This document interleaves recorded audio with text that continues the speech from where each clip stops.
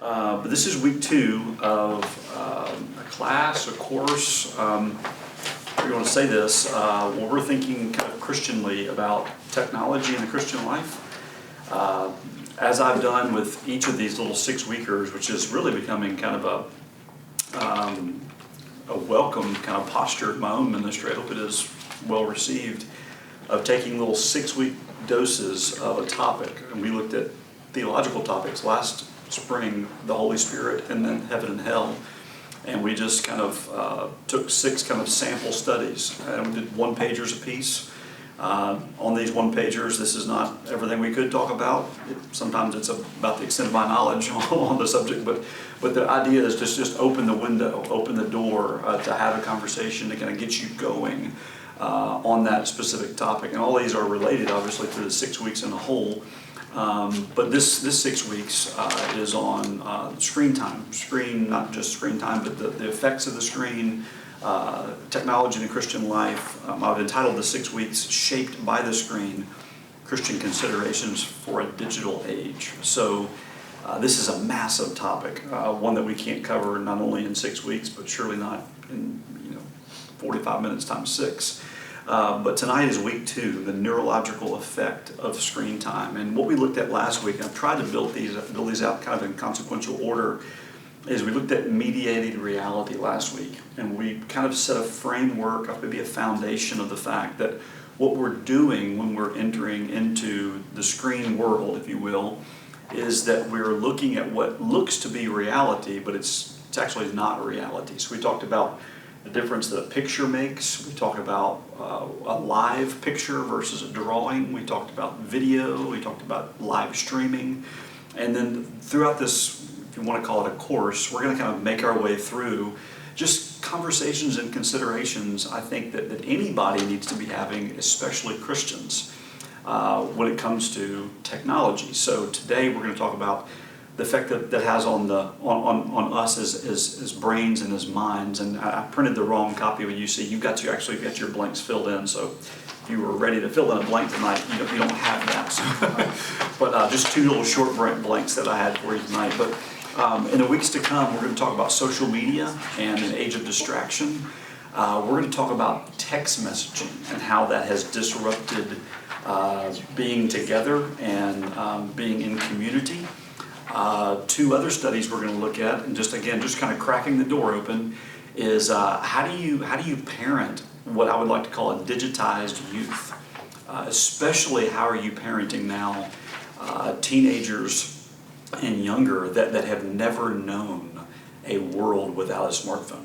So it's one thing, maybe for parents of like 20, 25-year-olds right now, and they're graduating seniors from high school and college, and they can remember, their kids can remember, when the iPhone came out. But parents now are bringing up kids that are 4 or 5 to 14, and they've never known anything but dad's got the phone in his hand, and then friend has an iPad or whatever's on Netflix. So that's a whole different conversation. And then we'll wrap up our study with something that I think is passionate to my heart as a Christian leader in the church, is how do you pastor, how do you minister in this age of electronic church, where there's things from live stream to chat feeds, so you can chat a pastor. I mean, churches have online pastors. They have whole ministries dedicated to reaching out, staying connected with online communities that are literally global.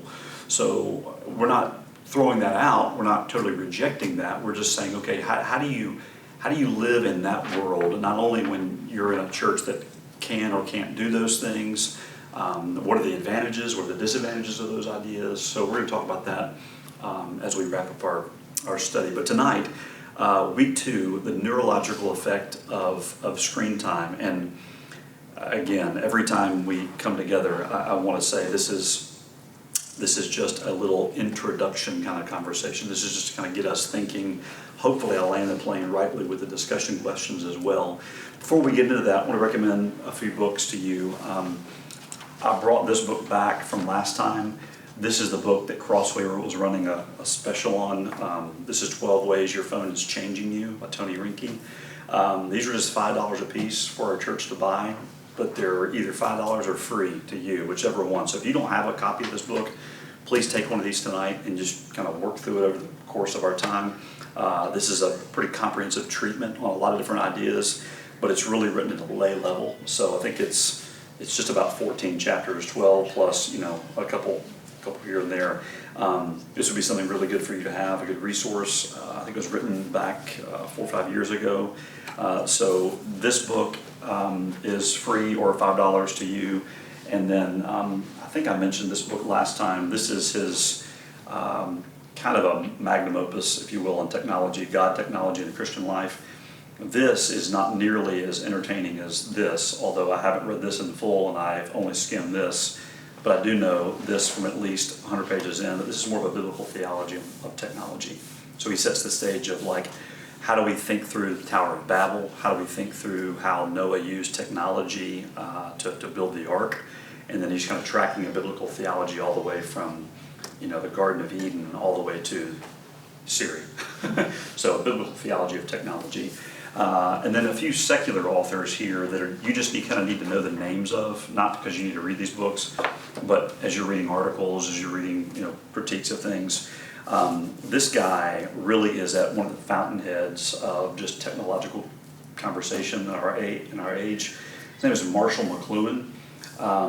This guy wrote in the mid-20th century.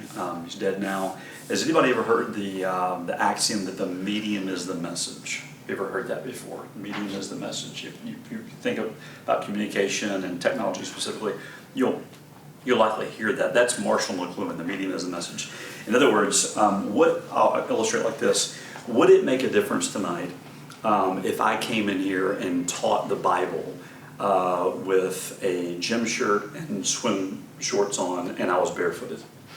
Would that change how you receive what I'm saying? Versus if I came in here in a tuxedo, would that change how what I'm saying? He's arguing that yes, actually that it is, that the medium is the message. So just that's something that you think about when you think about technology, is that the platform or the means by which I'm receiving something actually has an effect on how I interpret what I'm seeing. The medium is the message. And he talks about the extensions of man and electronic light, everything from the automobile being an extension of the foot and all kinds of things. We'll talk about that. That's over coffee if you want to chat with me on that. But 2 other books. These are from secular authors. I have no indication that these are Christians, but they are leading voices in the field of this conversation. One from a technological standpoint, the other from a literary standpoint. I really appreciate both of these authors, but this is Nicholas Carr, The Shallows, What the Internet is Doing to Our Brains. This was over 10 years ago. It's still being referenced as kind of a seminal work in the field. Finalist for a Pulitzer Prize. He wrote Twitch, I think it is, just a little earlier. Yeah. So if you see that book coming out. And then this one, this is by a lady named Marianne Wolfe. And I'm pretty sure she's an atheist and an evolutionist, but she's a sharp gal. And she is an MIT professor, and she's writing, this book is called Reader Come Home, The Reading Brain in a Digital World, Marianne Wolfe. She also wrote a book called The Proust and the Squid. It's a strange title, it takes a long time to explain it, but authors and titles and things like that. But it's the idea of what kind of brain do we have to actually learn language, articulate language back out of our mouths, and then what's going on mentally, intellectually, when we're actually doing the task of reading. So if you want to think more about reading, read Marianne Wolfe. But what we're going to talk about tonight is how not only the screen is helping us, well, let's just say changing us, it also is also helping us changing how we read, but it's also changing how we think. We're going to argue for that tonight, and she's a voice in that field, that the screen is changing how we think and how we learn. So those are just some books that, some names that you might want to look at on your own time. There are myriads of books we could bring in, but those are just a few that have caught my attention. I'm going to bring in a lady named Sherry Turkle to you probably in the coming weeks, and she's written a lot on text messaging and how she wrote her book Alone Together. It was how we can, you and I could be on opposite ends of the country, and as long as we're texting, we feel like we're together. But there's a sense of loneliness that creeps in because we have lost the art of conversation. She wrote 2 books on that. It's been helpful to read. So anyway, any questions on where we are in the study? Any opening thoughts? Everybody good? All right, let's dive in. In standard fare, I typically just read some paragraphs, and then we'll talk more about these things as they come. But I wrote here, perhaps some of us are old enough to remember our parents telling us, don't stand that close to the TV. It'll make you go blind. Anybody remember that? Adam, did your parents tell you that? No. Okay. Though they may have wanted us just to clear the way for them to watch their, I should be, or I rushed this. I was in Caswell for 4 days or 3 days. They may have been speaking greater than they knew. Well, according to a recent study, Americans did not listen to their parents, as the average American spends just under 4 hours a day looking at a screen, and that being the one in their hand. So if you add all this together, I'll give you a footnote here. We are living in a digital age. The screen is nearly an inseparable or inescapable part of life. Whether for work-related purposes, communication, or a source of news in the home, screens are everywhere. Studies indicate that for the average American adult, the total amount of screen time can be upwards of 7 to 8 hours a day. It's nuts. So the idea is that just in the one in your hand that you're looking at is probably 4 hours a day. I think I made a note somewhere through here at the end of the page that most of us have phones now that calculate our screen time. That ought to tell us something, that somebody's catching on that, hey, we might be spending a little too much time on our screens. So research is showing screen time to have a neurological effect. Children, of whom half of those under 8 and living in America have their own personal device. Let me read that again. Children, of whom half of those under 8 and living in America have their own personal device and spend 2.25 hours on it per day, are even more susceptible to impacts given their stage of mental development. Problem-solving skills, and these are just a few I've cherry-picked from articles and discussions and blog posts and things like that. Problem-solving skills, language and communication abilities, even the thinning of the brain's cortex, which contributes to critical thinking skills, are affected by significant screen time use. So let me stop there. I'm going to make the thesis, I guess. Research is showing screen time to have a neurological effect. Do you buy that? I know you probably had just anecdotal kind of experience and evidence, but would you say, maybe even personally, if it's not just for brain fog, or if it's not just for a headache that you've had for looking at the screen too long? Remember when I wrote my dissertation, I developed an eye twitch under one of my eyes, and I would just like look at the screen and like I could feel my whole brain going when I looked at the screen and just like staring and staring and staring at the screen.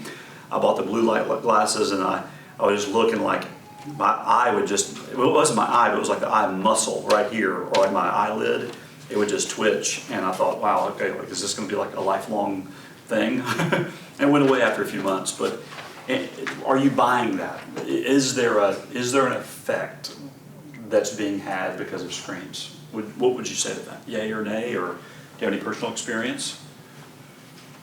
You think, Jay, you're shaking your head? Yeah. I'm thinking that the screen time that they have for little kids, I think it contributes to their attention deficit syndrome. Oh, absolutely. Yeah. Mm-hmm. Yeah. They're constant stimulation, and Yep. every few seconds there's a different image or whatever. And, That's right. And I think it's just, they get bored, and if they're Yep. not totally stimulated that way, and Yep. that's not right. Absolutely. It's like that comment speaks to like we could spend a whole course on just what you just said. So obviously we can't talk too long on that, but he's absolutely right. I think that teachers, you probably know better than anyone, that there's something going on that research is probably just now scratching the surface of. But I think as long as we as Christians know, okay, something is happening to all of us on the screens, but especially our children. And we'll let doctors and whatnot figure that out technically, but as the church, we understand, yeah, something's happening that we need to be aware of. Any other thoughts? To a certain degree, I think it's blunted creative ability. Yeah, you may be right. Absolutely. Not just the desire to create, but maybe the ability to create. And I think there's also, this is probably more of a comment for last week on mediated reality, but there's a big kind of comparing and contrasting of my own personal creativity and what I'm seeing on the screen. Because everything you see on the screen is like overtly created, or with filters and all kinds of, I don't know what you call them, how you edit, what are those things called? Like, it's not just a filter, but like girls nowadays, they can like add to their makeup and like they Present? can, what is What it? they're called? That's the Presents? filter. You know what I'm talking about? Yeah, I think it's just called a filter. Yeah, so like You can pay $2.99 and like, I just have a girlfriend that, I Oh, honestly okay. swear I didn't do it. yeah, sure. But she would always say, oh, I'm $2.99 and Yeah, it would like, you could slim yourself down, fix Yeah. any like Yes, yes, yes. imperfection you had. And Yeah. I think that and your comment, I think that's correlated, I think. You can At also least at give some yourself level. a beard Yes. if you want one. Yeah, But you with can. AI now, Oh, then that's a whole nother, yeah, absolutely. I was trying Yeah. to come up with, I think that my creative ability has been blunted by all of the technology, but I don't mind. trying to this. come up with like a name for a group. Yeah, I don't want to take the time, effort, or energy to do it, so I just put in a couple of words in this AI thing and it gave me all these great ideas. Sure, absolutely. And hold that, because I think that's a great comment on the backside of this, about how we think, how we learn, even down to things like we are directionally challenged because of Google Maps. And that's more of like what Carr is talking about. He's talking about how we don't know, we're not very deep anymore because the internet has just drained us a lot. So he's talking about Well, even this. the backup camera screen in my car, I don't think I can back up anymore. There's Because I drove your car the other day and I was like, that's another how footnote do I we get can out put of this down. driveway? Absolutely, yes, Why isn't it yes. telling me when to stop? Yeah. Yeah, I seem to have trouble going forward too. yeah, Why, Jay? Now you shouldn't drive. yeah. So all of this, all these comments are going towards this main idea of the whole entire series is the screen is shaping us. We just need to be aware of that. Go ahead. There's been a huge backlash from artists, music Yeah. and actual visual arts that are totally bummed out because AI is doing every bit as good as they do, Yeah. or better. Mm-hmm. And they're like, oh my gosh, where's my future? And that I was, putting my heart and soul into. Mhm. Yeah, it's all evil. Yeah. So sooner or later we'll do an AI study, but I don't have enough bandwidth currently to dive off into that. I know you probably know a lot more about it than I do. I know enough to know that I don't know anything about it. I don't But- want to know anything about it, it's scary. Yeah, but I want to maybe spend a winter maybe researching things like that. But that's if we had a 7th week, maybe we could do AI. But anyway, let's move on. A different kind of reading, and I give this to you not because you don't know it, but because I want to draw a kind of a baseline here to kind of begin. Just like we did with the picture and the camera last week, we kind of wanted to say, okay, this is where the picture was introduced to the world, and then we kind of move forward to mediated reality. Think about the printed page for just a few minutes, because we do realize that on the screen is both the text and the picture. So we can argue for just the electronic light itself, the screen coming at us is doing something, but also the content on the screen is doing something as well. So I want to draw a baseline on just looking at a digital text. So the page is now the screen. If you only knew, Gutenberg, Johannes would have had a fit. And I gave you some dates down here, and I point you to Marshall McLuhan's work, The Gutenberg Galaxy. And I write here, the advent of electronic light indicates the printed page enhances all the more as an extension of man. That's McLuhan's kind of language. Instead of printed ink on paper, we have the projected text on the screen. And then I just parenthetically note, the invention of electronic light is a fascinating conversation itself. So to think about light, baseball fan? Mm-hmm. Who's baseball fans? Yeah. Anybody else a baseball fan? No. Y'all are, Steelers. There you go. Football, okay. Yep. So just sports in general. Think with me just for a few moments. This is kind of upstream stuff from Wait, electronic you're a light. Steelers fan? I'm sorry. Turn the camera off. Eagles fan? Dip Yeah. sides of the room. Okay. So it's the idea of what, if we can go back, besides the ivy at Wrigley Field, what was Wrigley Field known for? Like up until like a few years ago. It didn't have what? A World Series win? True? What else did Wrigley Field not have that other baseball parks had? When you went to, nope. They have a Electric Well, they lights. didn't have, yeah, they had an old screen. Electric lights. They didn't have lights. Lamps. That's what we're talking about. That every field, yeah. Good use of context. Context. Yeah, every game at Wrigley Field up into, I think it was like, when was this, 2010, 2015, somewhere, they didn't have lights, so it was all day games. So that was one of the kind of just iconic things about Wrigley Field in Chicago, is that when you saw a baseball game, it had to be during the day. Well, we don't recognize this as, you know, roamers and movers of the 21st century, but like the fact that you have headlights on your car, the fact that it's getting dark outside, but I can just turn on the lights. The fact that we can have games outside and play kickball under the lights, that kind of thing, that changes our reality. That changes how we think about life. That changes how we think about how we interact with one another. And when you kind of go all the way downstream to electronic light that is illuminating a screen, who here reads their phone in bed? I do. Okay, all the lights off, you're like, right before I go to bed, I know it's depleting my melatonin, but I'm still gonna do it anyway. But that changes our reality, changes our patterns of life and all the rest. So that's all I'm putting it, that the conversation about electronic light is a whole massive discussion in and of itself. So there are many benefits to having a page on the screen. We have a library in our hands. We are never without anything to read. That's most of the time a good thing. So many resources and news outlets now come to us strictly in electronic platforms, but the screen is not without concerns. Though bibliophiles, book lovers, may disagree, the war is not necessarily on the book, but on the brain. Whether we are reading a text or watching a film, video game, movie, video, the screen is shaping how we learn and how we think. Never before can we consume so much content at such a little amount of time. In his book, Digital Liturgies, and this is an excerpt from that, Sam James, this is from a Crossway article, writes, consumption, by the way, we have all adults here, this article, this chapter, I want to get in his book, you see in the footnote number 3, his article, 3 Ways the Internet Itself Resembles Pornography.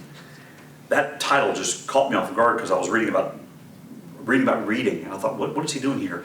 He argues, it's a fascinating argument, he argues that the lustful, indulging impulse that is kind of triggered with like pornography usage is cut from the same cloth as we're looking at like news feeds. Does that make sense? So, I mean, although like Fox News is not quote unquote pornographic, it may have, you know, articles or something, but the same kind of piece of your brain that just like binges on news, and the fact that you're like, whether it's social media or whatever, like, I'm not gonna read that, I'll read something else. So it's just like an endless supply of like just content. He's arguing that the internet is fundamentally like pornographic in that sense. So it's a great article, and it's coming from his book. He adapted the article for the Crossway piece, but let me read this. He says, consumption is arguably the core ethos or ethic of the online age. It is revealed in the contemporary lingo that's used to describe human activity online. We, quote, binge TV shows on our streaming services. We stalk others on social media. The singular word content is now used to describe any and everything that is published on the internet. A word that suggests not something definite that demands a particular response, that is, an essay to be read, photograph to be admired, but a morass of generic, attention-soaking material. Anything can be content because anything can be consumed. That's nuts. Now, a footnote on that would be that the internet has made all of us, you know, self-published authors, to much of our detriment, much of society's chagrin, that anybody can say anything about anything now. But the idea here is that he is arguing that because you have the entire world at your hands, you're like hungry hippo all day long, just eating everything you can. He's saying that that's having an effect on your moral appetite that you used to not be able to discharge and to manifest. You can't walk into a library, thumb through a book, thumb through a book, thumb through a book. You can't do that. But with your phone, you in effect, you can do that. He's arguing that's having an effect on us. And Stop there. kind of along those same lines, about the expressing morality and how it changes. A guy posted and said that when he has a job and he has a question or has something going on at work, something, he'll post a question. He says he immediately logs back in under a pseudonym and gives a blatantly wrong answer because people will jump to correct him faster than to answer his question and help him out. Really? That's interesting. Yeah. That is interesting. Yeah, the whole chat thing. We'll talk a lot more about this when we talk about text messaging. We will say things over text and chat and things and email that we would never say outright. Not only in length, but in verbiage and tone and things like that. There's a mediation that takes place over here. I mean, you know, everyone that's married, like, did my wife, was she yelling at me when she said that? I just always assume the answer is yes. Exactly. Yes, I will put a period. Right, And but even, that, like, go ahead. patients send messages. Yeah, Have you noticed this, Becky? They send messages and will bless you out. yes, they will. So I've heard. And you Yeah. call them and nothing's wrong. Nothing's wrong, exactly. Yeah. We'll talk about it with text messaging, but there's something going on, obviously. So here's where I go with this. More concern than meets the eye. It's kind of a pun. This study is entitled today, this paper here, the neurological effect of screen time, rightly so I believe. But the effect is not merely neurological, it's more severe. And right here, it's psychosomatic. What do I mean by that? Such is the union between our mind and our brain. Let's stop real quick. I didn't title it psychosomatic because I didn't want to weird people out. Psychosomatic. Everyone understands this, that you have a mind that, you might say, thinks, but you have a brain that functions. I use my brain to do this. I use my mind, you're Megan. My head hurts. I have a migraine. My brain's hurting. But at the same time, I really just don't want to get on the phone right now because I have a migraine. That's my mind. At the same time, I'm stressed. I can't think clearly. Kind of getting a little nauseous. That's my head. That's my brain. Just the idea of my brain and my mind are so wedded together. I don't know when one begins and one ends. An illustration of this is, this is not the same thing, but an illustration would be what we would call a hypostatic union of Jesus's humanity and divinity. Now, he was fully God and fully man, but it's the idea of like, where does one start, where does one stop, that idea. That's not the same thing, I'm not saying that at all. I'm just trying to get you to see that there's two realities that have merged together, if you will. So when somebody has a mental illness, is it neurological? Is it something that can be solved with surgery? Or is it something that can be solved with therapy or something spiritual going on? You get what I'm saying? Is an emotional, that idea. I'm going to argue here, feel free to push back, that the screen is affecting us psychosomatically. It's not just affecting our brain, it's affecting our minds. Does that make sense? We typically want to go that it's affecting our brain only, because it's like, oh, my eyes hurt. or, been looking at the screen too long, my head hurts. Fair enough, rightly so. But I want to argue that too much time on the screen over the course of time, the course of life, actually changes your mind, how you think. To your point about, using digital, whether it's creativity or can't back up anymore, or whatever it might be. So something is happening where we lose the ability to think in the way that we ought to be thinking. So the effect of the mind, first. We're all indulgers now. We are always reading but never learning. And our habits are rewiring how we think. Considering the impact that the internet is having on our brains, Nicholas Carr writes in his book, Shallows, calm, focused, undistracted, and linear mind. The linear mind is being pushed aside by a new kind of mind that wants and needs to take in and, I should say, hold out information in short, disjointed, overlapping bursts. I'm going to send you a revised, typo-free version of this if you'd like. Often overlapping bursts, the faster the better. Our minds matter. I'll pull in John Stott, a Christian, a prolific author at that. The Christian life is a battle for the mind. This is John Stott's book, Your Mind Matters. In our contemporary context, the battlefield has shifted to the screen.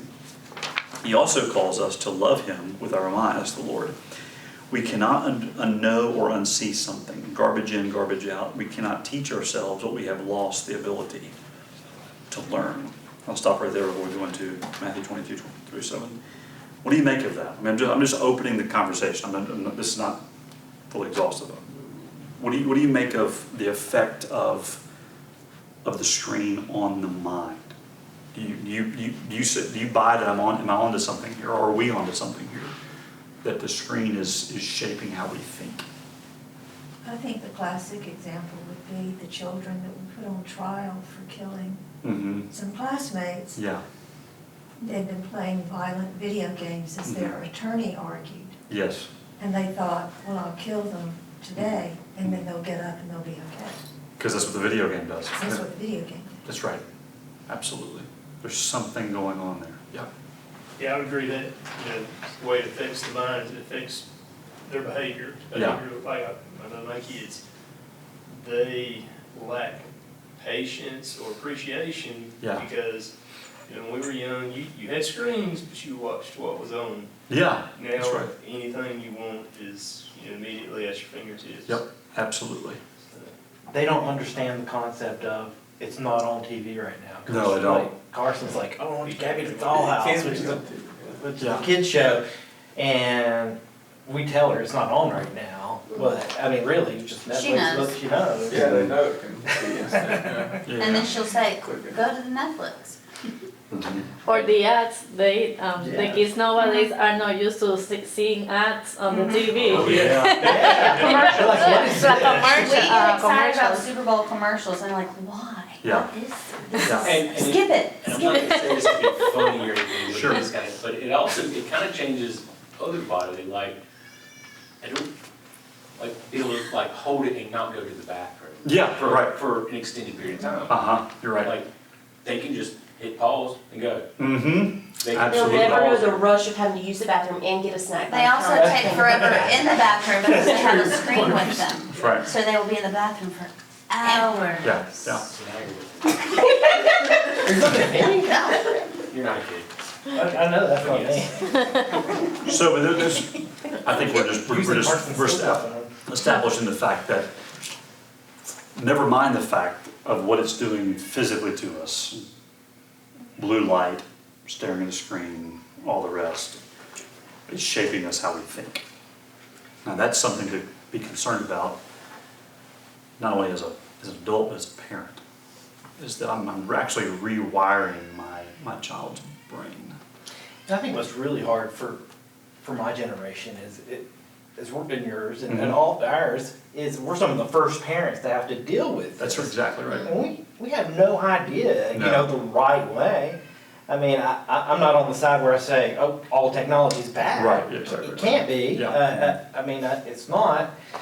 But we're trying to find that medium, and it's tough because we don't for one, we don't know all the research, we don't know Right. long-term effects. Mhm. And I think that's a real struggle for us, because Mhm. we're really playing it by ear at this point, Yeah. as far as them kids and technology go.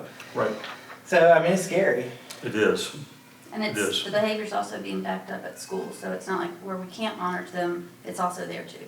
Mhm. So Kennedy's in 7th grade, and this is the first time in years that they haven't done all the things on a computer. Mhm. And it was intentional that their teachers chose that because they were seeing the effects of all of the assignments being on Google Classroom. Yeah, So I'm applauding them for taking that leap.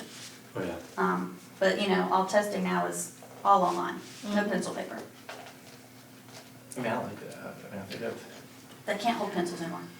No, that's the thing, like, I mean, it's not a direct correlation here, but I think it is correlated. When was it that they removed cursive from handwriting? Yeah. I brought it back voluntarily. You did? Okay, But that was, Jameson's learning it, yeah, well, it's not in the standards though. yeah. but he's learning. I'm just saying. Right, I'm they- just saying it's they took it out. understanding, The writing test that you used to do in 4th grade, Mhm. if you're in North Carolina, and it was dreaded, there's none of that. Yeah. No. So like, that kind of stuff I think is connected to your creativity. Because like, I'm not advocating that you should be writing in cursive. You should. But baked into the Imago Dei is that we are creative beings. And now we're outsourcing the very ability that God has given us to create to something as extreme as AI.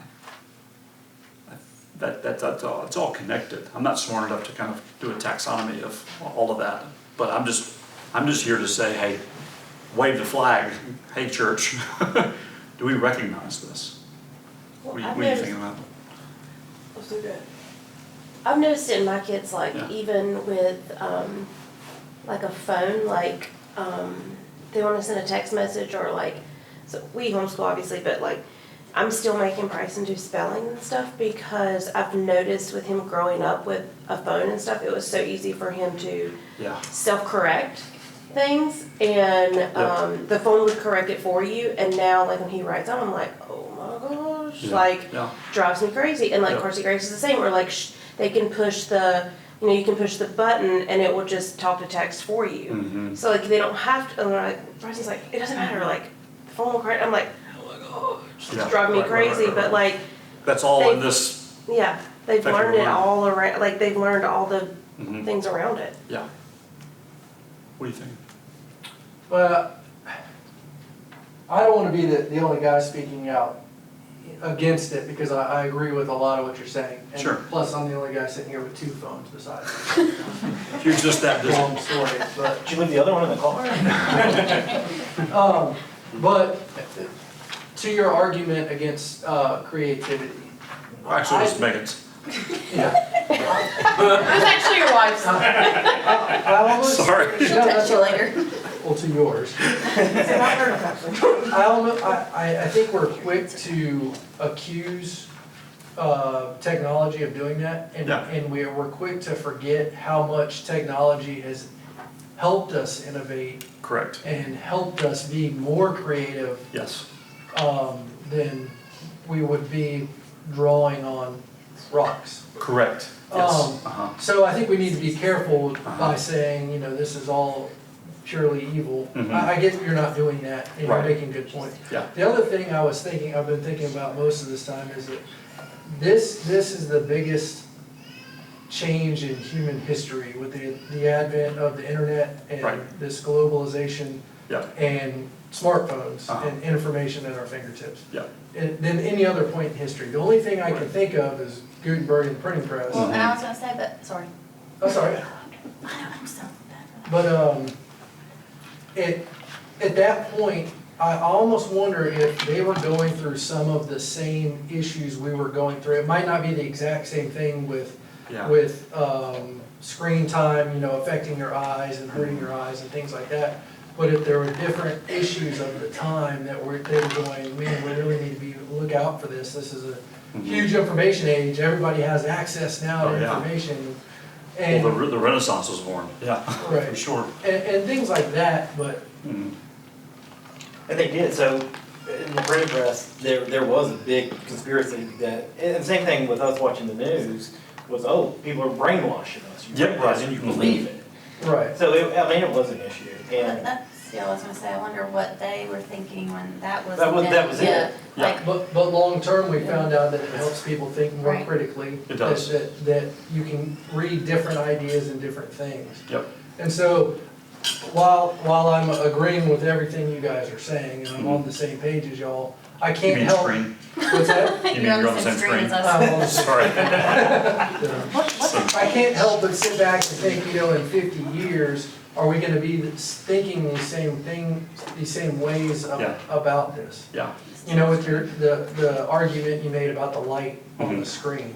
Yes, we're staring at the light, but that light is no different than the fluorescent lights that we've had Correct. for 50 years. Yes.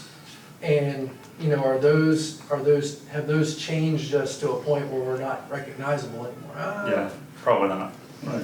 So I don't know, just some. No, and I agree with that, and this right here has made my job so more efficient and better, and I'm able to touch base with people so much quickly, and it's just, but you also can't cut it off.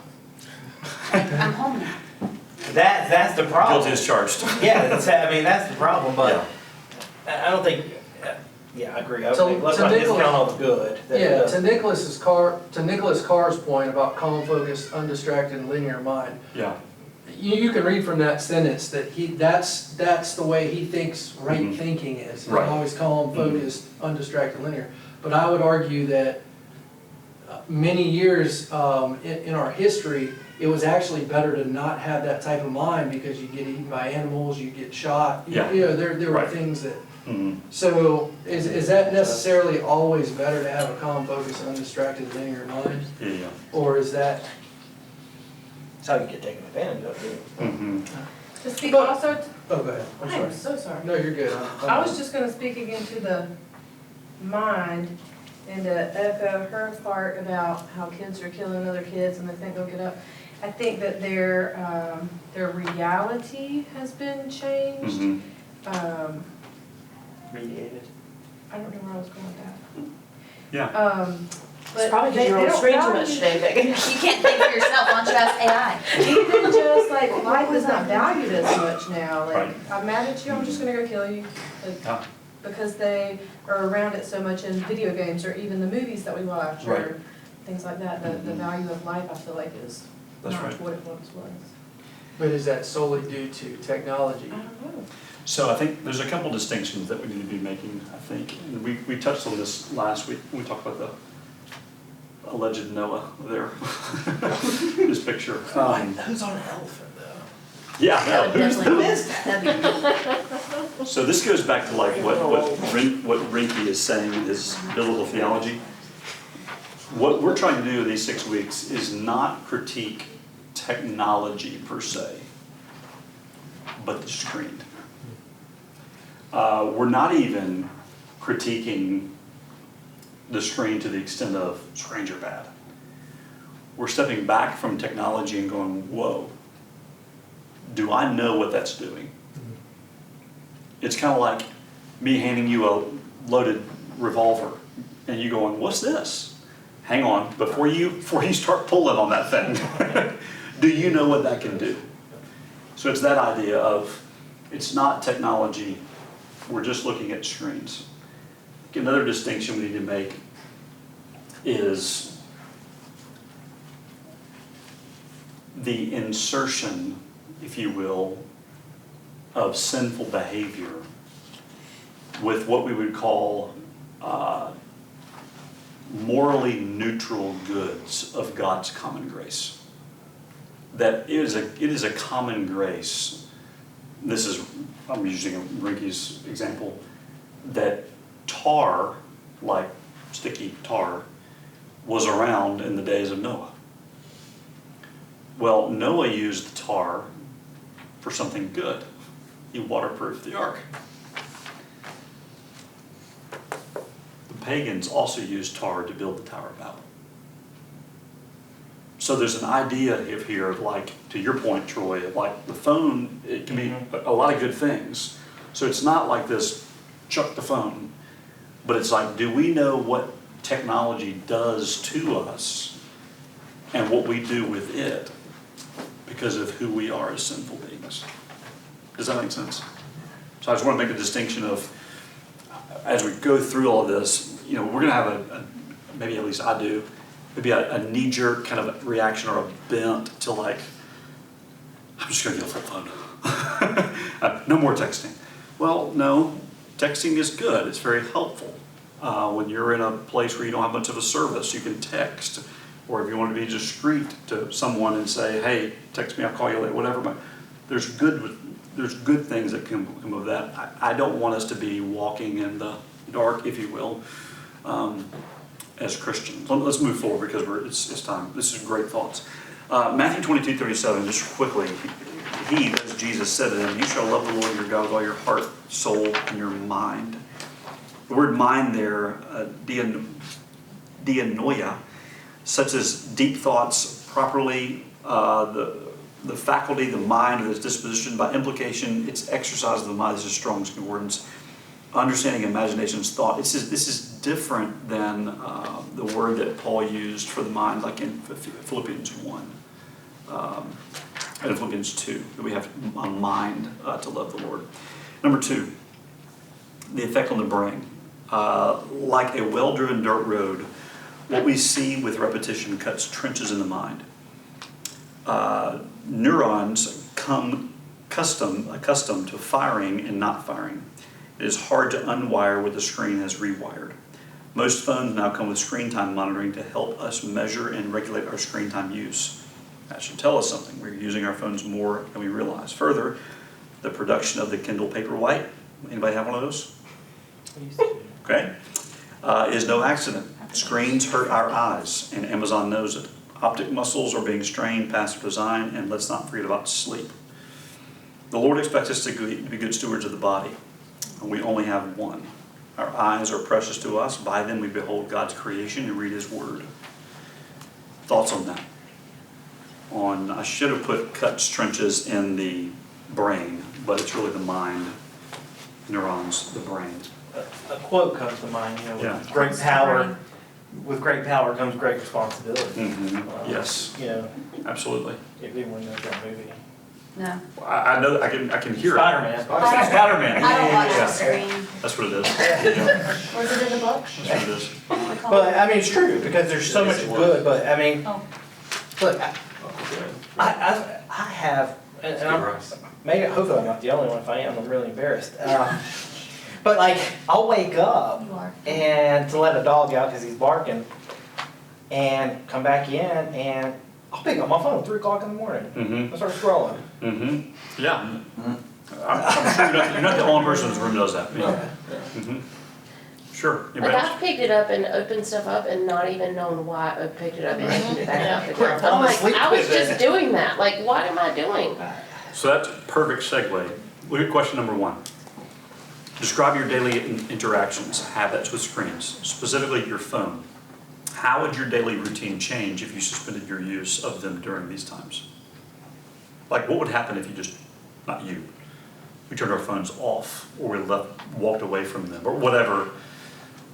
What are some daily habits? I listen to audiobooks probably 2 hours a day. Okay. Your phone dependent, Yeah. at least on that? Yep. Okay. It's through Bluetooth. Sure. And I mean, That's a good thing. Driving to and from work. Absolutely. My entire job is on the computer all day. Uh-huh. So. Yeah.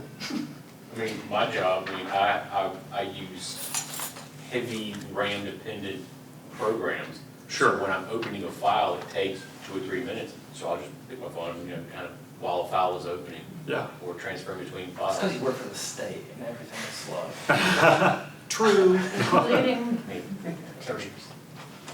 What else? Stuff now. What are the daily, anybody have a daily habit? can I do Well, it? we read, I'm sorry. I'm sorry, we read, like, a couple of us women read a really good book I'd highly recommend. It's called Habits of the Household last year. And one of the things that they highly recommended was, like, it was a strong habit to, as soon as you get up, to check your phone. But before you pick up your phone, to like, before you, like, right after you get out of bed, to make it a strong habit to like get on your knees and pray, to set your mind for the day, and to do your Bible, to read at least read some form of scripture and stuff before you pick up your phone. And it's supposed to like set your, no, don't do that more than I do it, but, Yeah. I could, like, it's powerful to do, but it's hard to fight the urge to like pick it up and. Oh, sure. The old adage was talk to God before you talk to men. Now it's something like talk to God before you look at your phone. Because looking at your phone is a type of talking to men. Or letting men talk back to you. A couple things that I've changed, being more deliberate, is, when I plug my phone in to charge at night, it's on the other side of the room. Mm-hmm. So that, if I go pick it up, I have to get out of bed. That's right. That's a great habit. Get it. Yep. And then another thing is that at work, we're so heavily dependent on email and chat messages. Mm-hmm. I make a point to go find the person and Yes. talk to them face to face. That's good. That's very good. I know. Go ahead. So I noticed in the last few months, like with social media, spending way too much time on it, scrolling. Yeah. At work, like you say, when you're waiting for something else, or somebody may call, you hang up and you start Yeah. which really that's not. And like almost intuitively, you just kind of do it. Yeah. Yeah, so about a month ago, I just logged out of Facebook, and to be honest with you, I've not missed it really. Champion. I really haven't. I just sent you an So- invitation. Well, so it's Very important, that's why you want But I really had, so maybe we'll just try to. Uh-huh. do that. Really not. Yeah. Him talking about that during the summer, I Yeah. started reading a book. I'm not done reading it yet, but it says how to break up with your phone. Yeah, I have it. That's the name There of you the go. book? On your phone? How to Are break you up- reading it on your phone? Yes. But I love But to be honest, she guides through steps for you to make modifications. For example, the first thing I did when I started reading this was took out all the app's notifications. Okay. Because she stated that every time your phone Oh, rings yeah. for a notification that is not even important, I know. you lose focus. Yep. And it takes you like Forever. a few minutes to get back to what you was doing. Absolutely. And I did that and wonderful. Footnote for us. If you're looking for a good book on like Yeah, I have. mental concentration, I don't think this guy's a believer. I don't think, but a guy named Cal Newport, in his book Deep Work, he makes the argument that if you work in blocks of 4-hour times, only if you do it like 6 or 7 times a week, that you can be highly productive. And his argument is cut your phone off, that most of us never get to deep work. We get somewhere like in the 1 hour range, and we get distracted. What's it called again? Deep Work, What's his name? Cal Newport. It's a yellow book. It starts with an N, Newport N. Like the E. cigarettes? Yes, like the cigarettes. So anyway, to your point about distraction free, we'll talk more about that on social media.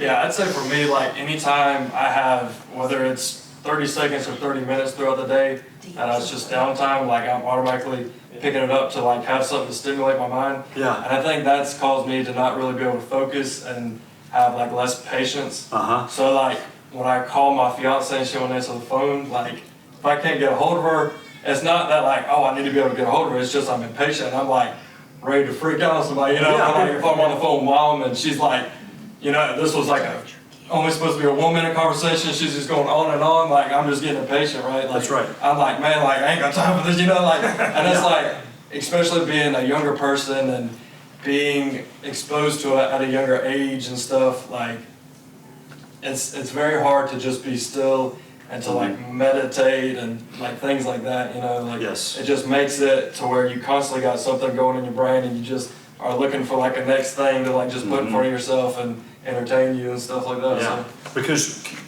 from a communication standpoint, we've been rewired via text messages. And So when I text, you text back, or if I'm waiting on you, I can do something else. It's like the whole idea of like me reaching out and not Or if you see receiving. the bubbles and the bubbles go away, the Oh, bubbles come back, no. so, ah! Yeah, like, Just send it Good, to say something, what are they gonna say? yeah, Is it on its way? yeah, totally. That doesn't cause anxiety. Yeah, people like that. So a challenge, maybe, we're almost done, a challenge would be like, for us guys, like waiting to get a haircut or something, Me and you then. and girls can figure out where to do this, but, is to maybe bring your phone in because you don't want to, miss a call or something, but like, go to a waiting room, a doctor's office, and just put your phone under your thigh, and just sit there. I mean, what do you It's a- do? You just sit there? You just sit there. So like, They still what, have magazines? so you're like, yeah, like, so like, what did we do like in '05? Neil, Yeah, highlights. do that and call, Huh? do that and call the police. Yeah, I know, and just don't do anything. Well, my kids complain, so they can't Here's afford. question number 2 real quick. How has owning a personal, or I kind of answer this, a personal screened reading device affected your reading habits? Describe the relationship between your electronic reading and that of paper print media. I have 20 books sitting in a cabinet that I want to read. Paper books, Yeah, yeah. paper books. I was thinking Wow. about this earlier, this I would say I do this start. tonight, is that I used to love to read, Yeah. and I'm finding myself, I read the paper books only, and then I went to like the Nook, Yeah, and I went right. to the books on my phone, Yep. and now it's just kind of like, I might read Yeah. once in a while. Just You know keep what I mean? stacking bigger and bigger. Yeah. I would no, argue that the screen has done that in some way. Well, I told them the other day, I started a book, I was just starting it, just to read a little bit, and on my Kindle, I couldn't see the time, and so I got really into it, and I was like, I might as well finish it, because it can tell you the percentage of you're done, and so I just finished it, not knowing, I mean, I knew it was late, but then when I turned it off, it was 3:30 in the morning, I was like, oh my god. Was that a paperweight? I'm trying to keep Yeah. Oh, so. Because I had turned it, but I mean, I had turned it, I was like, well, I'll turn the blue light off, like, I'll put it on bedside mode, so that it won't be as, I'll get sleepy, but that still was like, and then I was like 65%, I was like, well, I'm just gonna go ahead and finish it now. And then I turned it off and it was like 3:30 in the morning, I was like, oh my gosh. Yeah, Like, I would have never done that with a book, because I would Right, have seen I would have, that's right. with the Kindle, it's just like so easy, you're just like, Yep, Well, you can read at night and everybody else in bed, so you Exactly. can't do that with the book. right. Yeah, That's that's why I, you Uh-huh. know, most of my books are. Oh, yeah, yeah. But to Because your point, while I mean, this is not all bad stuff. It's what is it doing to us in the process. Here's number 3. Describe a time where you did not want to look at your phone anymore, AKA throw it out the window as you're driving down Interstate 40. Why was that the case? What factors do you believe led you to such a state of mind? You ever have one of those days where you felt like you were just constantly on your phone for whatever reason? You're just like, I can't do this anymore. After my dad died, Mm, and like I just wanna check out, I don't want to be talking to everybody, and I just don't wanna be around Yeah. all that. Yeah. something bad happened, yeah. Yeah. That's it. It's that idea of we are communicating without community. That we are overly exchanged, but we've never met or seen really anyone all day long. That's more like Sherry Turkle and her research of this texting alone, I think you're right, Alone Together is one title of her book. Reclaiming Conversation is another of like how text messaging, It's like I it's saw just, somewhere, somebody made the comment, they had 8,000 Facebook friends, but. they're just alone. How many of them had to actually? Exactly, same thing, yeah, Still yeah, lonely. Did you see that picture I sent you this week? yeah. The guy, this was the guy behind the keyboard. Anything else? One thing I'd like to mention, and to promote what Greg said, is that I'm a weather nerd. So I Oh, like to yeah, me check too. weather Oh, I stuff, do love and that. I do it every day on day. And, Yeah. you know, I just need to know, Mhm. and that, so it doesn't but the temperature outside, how to dress, whatever. By the same token though, Yeah. I've seen this happen on us. People are so intent on their phone, they have no situational awareness whatever. Correct. They, I mean, Yes. you know, there could be, you know, a mass murder right beside them, they would not even see it. That's right. Until they come to start, stabbing them. Yeah. So, Yeah. and you see the videos, people walking, and they walk completely into water fountains. They didn't see, the thing was right in front of them. Oh, They yeah. didn't see it, but they were looking on the phone. That's right. So, it happens all the time, and I just recently saw somebody get murdered. You saw And this? I saw that the guy was making a point about situational awareness, and he had it, video of it, and somebody in New York somewhere, and they were standing out on the sidewalk, looking at their phone, just standing there, not doing anything, just looking at their phone. So help me. Guy comes up, pistol, boom, shot him right in the head, and shot him a couple more times until he fell. Oh, my And it goodness. was horrendous. And No and situational the awareness. person had seen, okay, well, there's a person coming at me with a mean look on their face. Maybe it might have been a Sure, good way. yeah. Who knows? But it's the Wow. point of being situationally aware. Yeah. And that thing will put a cloak around you and you can't see. You're just not, ready. And you need to be wide open these days. Drive through Buies Creek when classes are changing. Yeah, no You joke. better be careful, You get because they'll 50 for each just kid. walk right out in front of you Mhm. and never even know that you're there. Yeah, and they look at the phone, they don't look at the street. Yeah. And also expect Well, you they'll to do it stuff. without a device. They're little It ain't just I'm just talking about people in general. Yeah, Like, crosswalk? Yeah. Better stop. Yeah. We didn't have crosswalks when we went there. All right, closing thought. I drove across 421 when I was there. Closing thought, we've looked at just two very brief biblical concepts of loving the Lord with our minds and being a good steward of our eyes. I think that's two takeaways from the scriptures. Regardless of what our phones, screens are doing or not doing to us, the commands of Christ are imperative that we are to love Him with our mind. And then with brain, eye, whether my arm falls asleep because I'm holding my phone, or my leg falls asleep because I'm reading. Oh gosh, how long have I been doing it? I'm just Or being you drop it on your face. Not that All that, you know, you've done I've it. never done that. So yes, all of that. I know what happened to you. Let's think about that leaving, knowing that the screen is having an effect. We don't have to figure it all out tonight and obviously answer all the questions, but I think as long as we are getting our arms around this conversation, say, hey, listen, I am aware. I'm not walking in the dark. My head is up, looking metaphorically at this conversation, trying to be a faithfully minded Christian in a digital age. Adam, you pray for us, and we'll go. Thanks. That's right.